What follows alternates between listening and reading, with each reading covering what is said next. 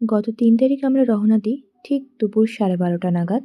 আজকে যাচ্ছি আমরা বীরভূম জেলার সিউড়িতে অবস্থিত আখড়া চর্চায়। ৩ এবং ৪ তারিখ ওখানে অনুষ্ঠিত হবে লোবান উৎসব।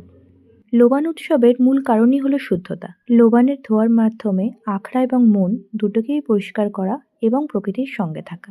আখড়ায় যখন আমরা পৌঁছই তখন বাজে প্রায় 3:45।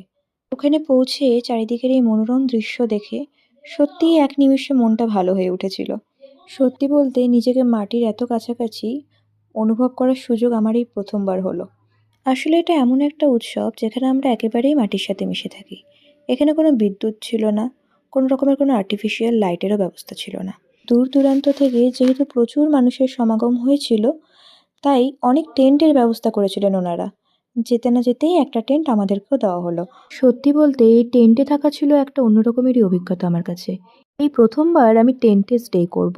এক্সাইটেড তো লাগছিলই, অ্যাট দ্য সেম টাইম একটু ভয়ও লাগছিল, যেহেতু আগের কোনো অভিজ্ঞতা নেই।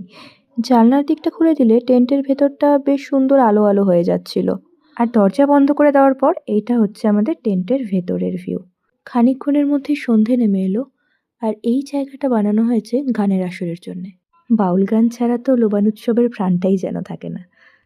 এখানে তুলসী বেদিতে প্রদীপ দেওয়া হচ্ছে শুদ্ধতা আর মঙ্গল কামনায়। একদিকে আকাশে পূর্ণিমার চাঁদ আর মাটিতে সারি সারি প্রদীপ।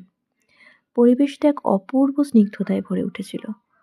এই মৃদু আলোর ছোঁয়ায় চারিদিকটা যেন আরো 1000 গুণ বেশি সুন্দর হয়ে গেছে। প্রথমে ভেবেছিলাম দুদণ্ড শুধু চুপচাপ দাঁড়িয়ে থাকি, ভিডিও না করলেও হবে। কিন্তু তারপরে ভাবলাম না, আমার তোমাদের সঙ্গে এটা শেয়ার করা অবশ্যই দরকার। তখন বাজে রাত প্রায় 8:30। কনকনে শীত, সামনে জ্বালানো হয়েছে বনফায়ার, আর ঠিক বনফায়ারের অপোজিটে চলছে গানের আসর।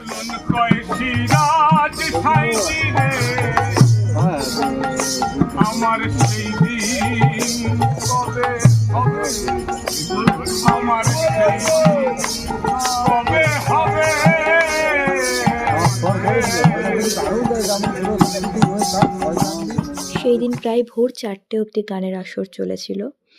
আমি অবশ্য ঘুমিয়ে পড়েছিলাম 12:30 নাগাদ। সারাদিন জার্নি করে এসে একটু ক্লান্ত ছিলাম।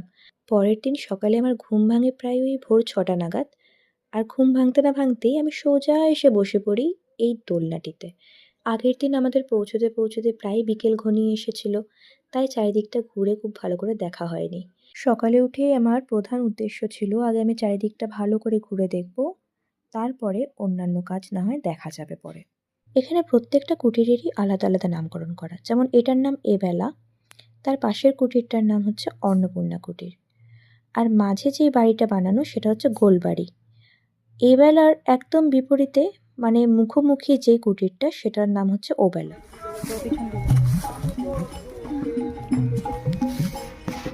এটা বাকিংহাম প্যালেস। বিভিন্ন কুকুর বা অন্য কোনো প্রাণীদের থাকার জন্য একটা জায়গা করা হয়েছে, যাতে ওরা শীত থেকে বেঁচে থাকতে পারে। কি সুন্দর দেখ ভেতরটা। এইবার তোমাদেরকে শোনাবো একটা সারপ্রাইজের কথা। 3 তারিখ রাত্রে সিউড়ি উৎসবে এসেছিল ব্যান্ড ফকিরা, যাদের তোমরা সকলেই প্রায় চেনো। আর 4 তারিখ সকালে তিমিরদা এসেছিলেন লোবান উৎসবে। এটা ছিল উৎসবের থেকে পাওয়া এক আলাদা উপহার। এবার ধীরে ধীরে বাড়ি যাওয়ার সময় ঘনিয়ে আসছিল। মনটা একটু ভারী ভারী, তবে ওই যে নিয়ম, ফিরে আসতেই হবে। আশ্রমের সামনের এই ফুল গাছটা কিন্তু খুবই সুন্দর। যত সম্ভব এটাকে কাগজ ফুল বলেই চিনি আমি।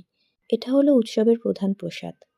প্রসাদে ছিল দুধ, ভাত, বোঁদে, এক টুকরো আখ, একটা কলা এবং 2 ধরনের মিষ্টি, একটা গুড়ের রসগোল্লা এবং একটা এমনি রসগোল্লা। প্রসাদ খাওয়ার পর আরও কিছুক্ষণ প্রায় আমরা গান বাজনার আসরে ছিলাম, আর তারপরেই রওনা দিলাম বাড়ির উদ্দেশ্যে। যেহেতু ভিডিওটা আমি রাতে পোস্ট করছি, তাই সবাইকে জানালাম শুভরাত্রি। খুব তাড়াতাড়ি আবার একটা ভ্লগে দেখা হবে।